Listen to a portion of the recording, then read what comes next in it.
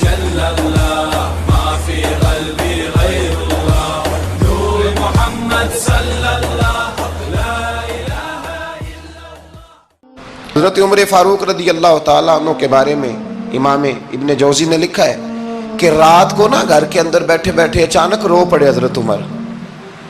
62 سال عمر ہے، خلافت کے آخری ایام چل رہے ہیں، تو رو پڑے ایسے ہی گھر میں بلا وجہ ہی۔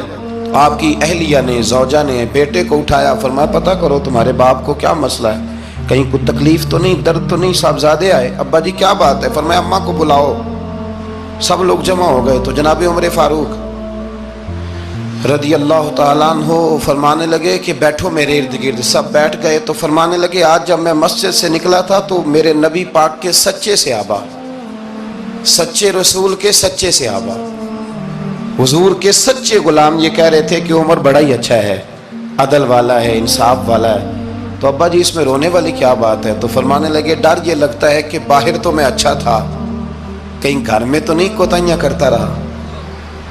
میری بات پہ توجہ کرنا، کہیں گھر میں آپ باتیں سن لیں تو شاید جتنی میں کرتا ہوں دوسرا کاری کوئی نہ سکے، لیکن جب عمل کے راستے پہ ہم نکلتے ہیں تو وہ مسدود ہے، وہ بند ہے۔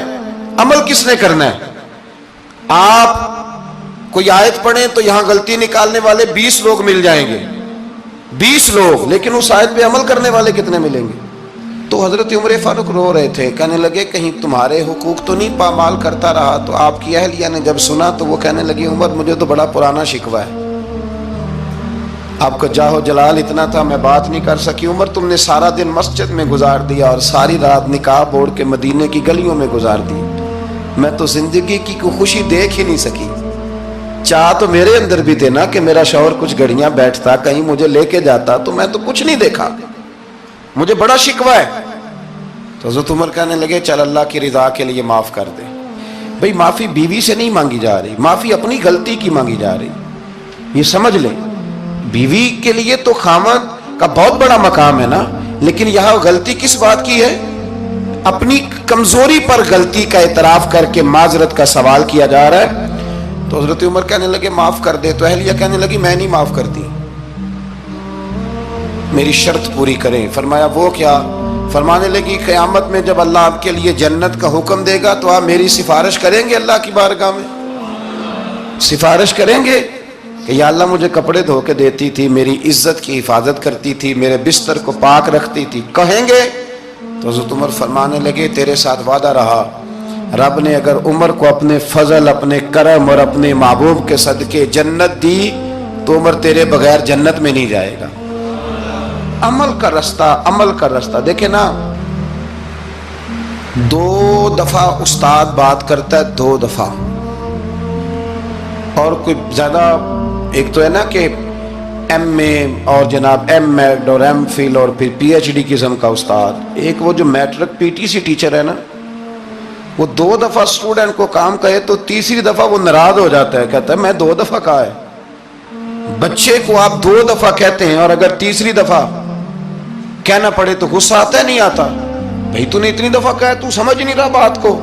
اور اگر اللہ کریم قرآن مجید میں سینکڑوں دفعہ کہے نماز پڑھو، سینکڑوں دفعہ، اور یہ بہانے کر رہا ہے، یہ بھی پروگرام بنا رہا ہے، پھر کہتا ہے میں بے چین رہتا ہوں، میں بے قرار رہتا ہوں۔ عمل کا رستہ اس کو اختیار کریں، آپ سکون میں رہیں گے۔ بد عمل آدمی اور بے عمل آدمی یہ ہمیشہ پریشان رہتے ہیں، ہمیشہ۔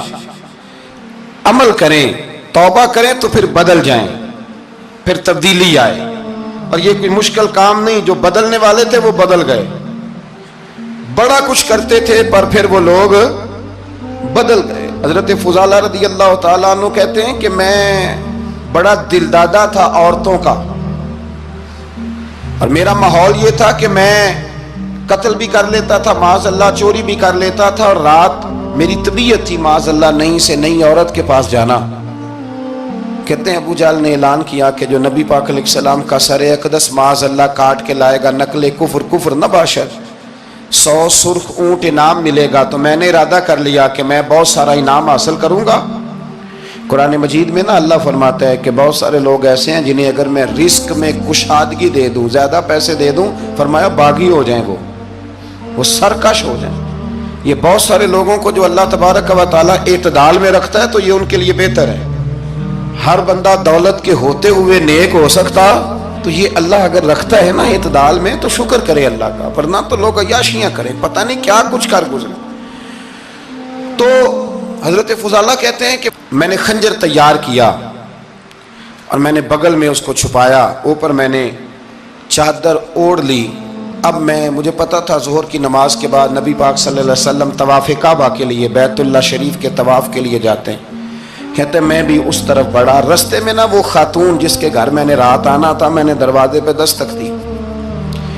میں نے کہا کہ تیار رہنا، تیار رہنا، آج میں بڑے پیسے لے کے آؤں گا. اسے میں نے یہ کہا اور پھر میں چلا گیا بیت اللہ شریف کا طواف کرنے. کہتے ہیں اللہ کے محبوب بھی طواف کر رہے تھے تو میں نے بھی طواف شروع کر دیا. ارادہ یہ تھا کہ جہاں نبی پاک علیہ السلام میرے قریب سے گزریں گے تو موقع پا کر میں حضور کے جسم اقدس پر خنجر کھونپ دوں گا اور معاذ اللہ شہید کر دوں گا.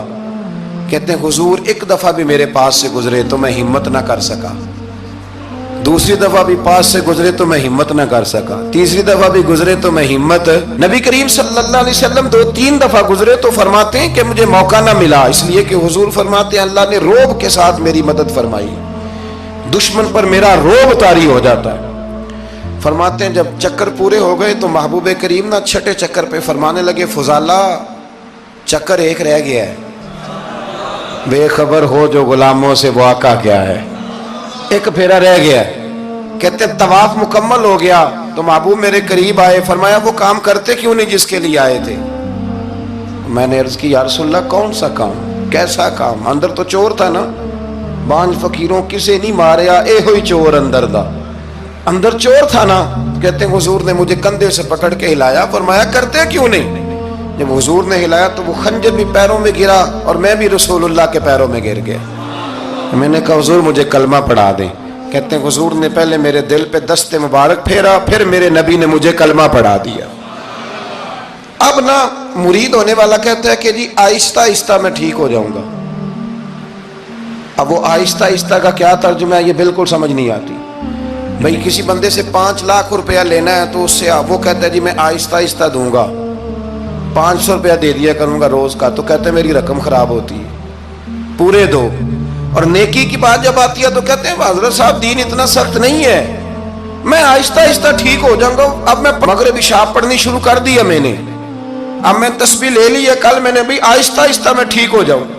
یعنی رقم لینی ہو تو وہ آہستہ آہستہ قبول نہیں ہے. لیکن اور مکان کی رجسٹری اگر کرانی ہو تو مالک مکان کہے کہ آہستہ آہستہ کرا لو.